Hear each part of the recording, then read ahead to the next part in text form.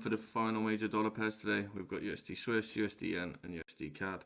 Starting off with USD Swiss on the daily time frame, we can see we've had our break of structure, and this is the current swing range that we're trading within.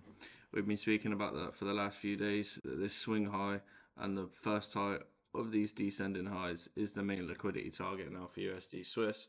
So any long positions targeting this, in my opinion, is the optimal position. As you can see on the daily, we've had this internal break of structure, which also suggests higher prices. The one thing I don't like at the moment is we are quite overextended. We are trading shortly after an internal break of structure, and therefore at some point in the near future I do expect a slight pullback before we see any further upside. This is a demand zone that's in control, so we could just do this, simply tap the demand zone or just flow in and price pushes up to target this level. However, it could also be that because there is no liquidity within this impulse, this low itself could be the liquidity that then pushes price up. It all depends on what happens.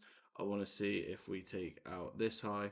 I'm not going to be looking to enter a long position from the demand zone or the liquidation, as it would be slightly too unclear on where price is going to go.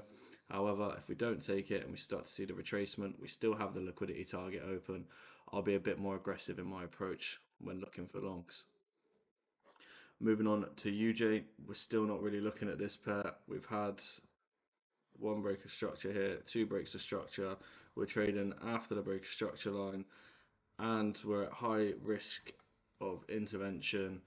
I'm debating whether to set a position at 162 and then my stop loss at 164 level, because I wouldn't anticipate price ever reaching that level without an intervention, but it's not something I've done yet, and it is just purely a fundamental based trade rather than a technically based trade.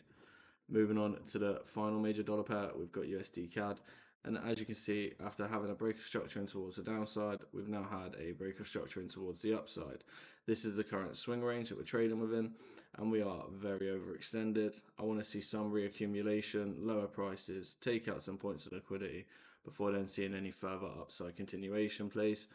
But it is very possible now that if we just go down onto the 4 hour, that we just hold this internal trend that we can see has been pushing price in towards the upside. Like you see, we've got something like this that's pushing price up, and it could just continue to go. I would consider this my most recent internal break of structure, so this would be my internal swing range, and if we've seen a liquidation of these lows, I might then look for a long potential position, but just bear in mind it is getting lower probability the later that we get in this leg.